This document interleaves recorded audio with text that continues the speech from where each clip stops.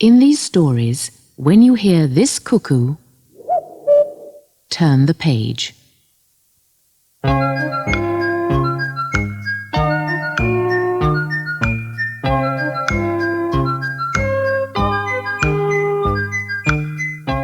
This story is called Colin Cucumber.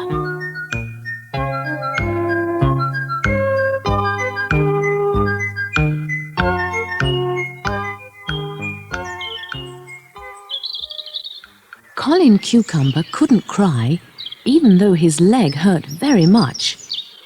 He'd accidentally fallen over a brick which someone had carelessly left lying on the garden path. I hope someone comes along soon to help me up, he thought. Roger Radish came skipping happily along the garden path, whistling to himself, as he often did.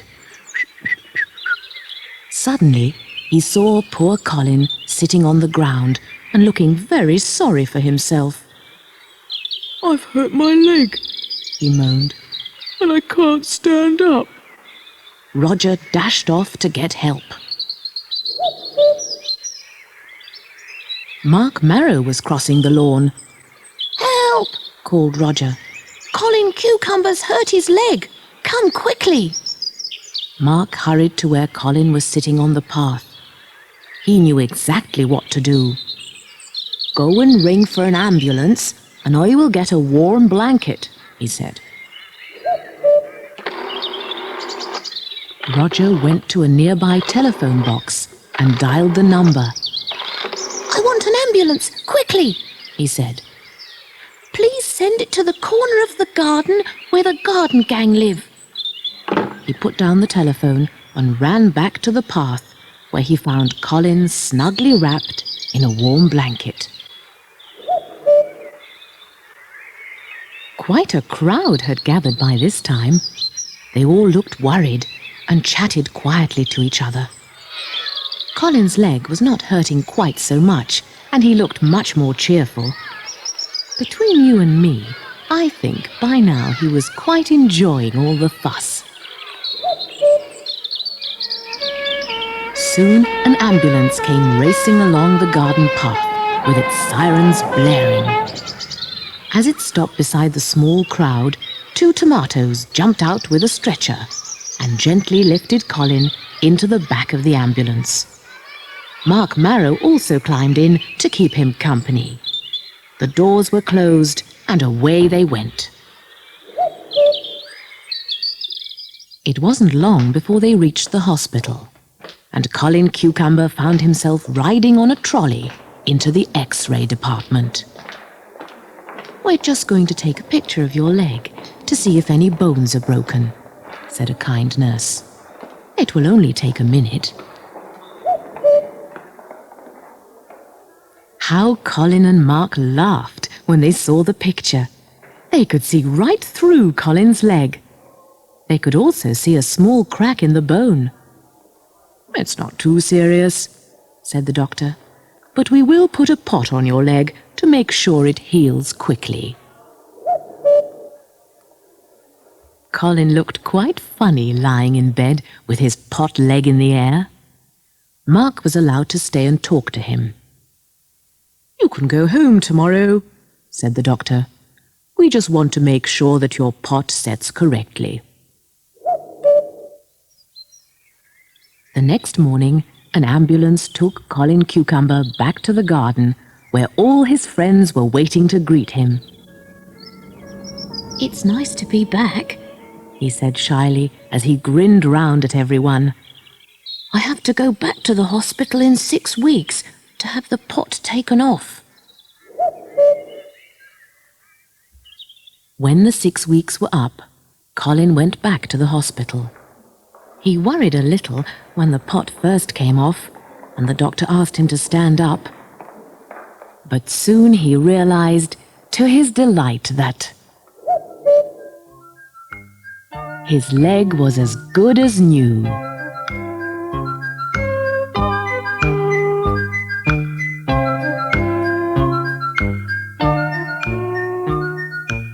When the music stops, turn your cassette over.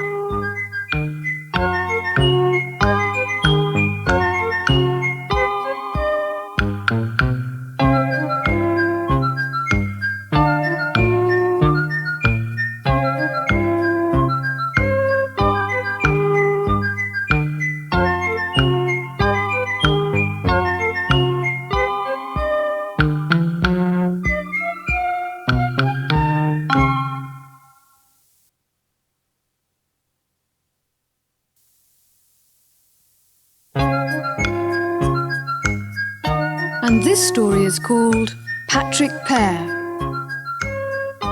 Patrick Pear loved to fish.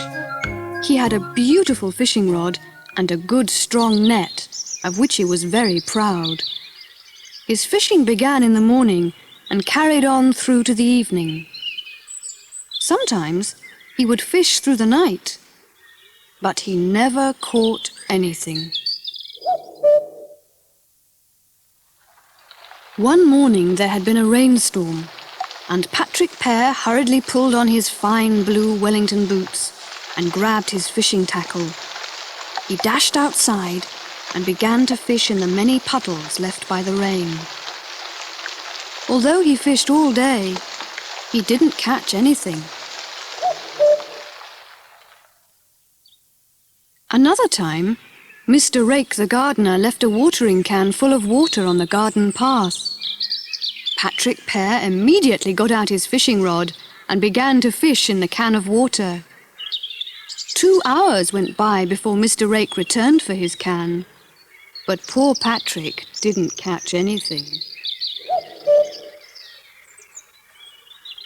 The ornamental fountain often attracted Patrick. He would sit for hours on the rim, smiling to himself whilst he dangled his line hopefully into the clear, cool waters. He became soaked, and his Wellingtons squelched with water. But the only thing he ever caught there was a cold. As the sun shone brightly one afternoon, the gardener's daughter left her cup of hot tea on the wall top while she went to look at a gorgeous butterfly. Before you could say, "Flying fish," Patrick was about to lower his line into the cup, when luckily the girl returned and he ran off. It was early autumn. Already the leaves were beginning to change colour, and the swallows were gathering together, making ready to fly to warmer countries. Miss Delia Damson decided to call a meeting of the Garden Gang Committee. "Be at the greenhouse by 6 o'clock, she said. "I have an idea I want to discuss." By 6 o'clock that evening, the garden gang was standing excitedly outside the greenhouse. "This is my idea," said Miss Delia Damson. "I think that the garden gang should be taken on a day trip to the seaside before winter. Is it a good idea?" she asked. "Yes, yes," they all cried, and began to make immediate plans. It was decided that they should hire Cardew Carrot's blue bus, and that they should take a picnic tea. "I will buy everyone an ice cream," said Penelope Strawberry, and they all smiled at her shyly. "Please may I take my fishing rod?" said Patrick's small voice from the back. "Of course," they said. It was a beautiful day as the garden gang packed themselves into Cardew's bus. The chattering and laughing could be heard all over the garden. When they finally set off, Patrick's fishing rod was sticking out of the sunshine roof. There was no room inside for it. Soon they were at the seaside. The bus door opened, and they all spilled out onto the seashore. There were donkeys to ride, boats to row, and candy floss and ice cream to eat. But you can all guess what Patrick did, can't you? That's right. He went to the sea and began to fish. A crowd of sleepy but very happy fruit and vegetable people slowly climbed into the blue bus. It was evening, and everyone was ready for home. What a wonderful day it had been. "Where's Patrick?" they all called. "Here he comes," said Cardew. Patrick was wearing an enormous smile and carrying a fish.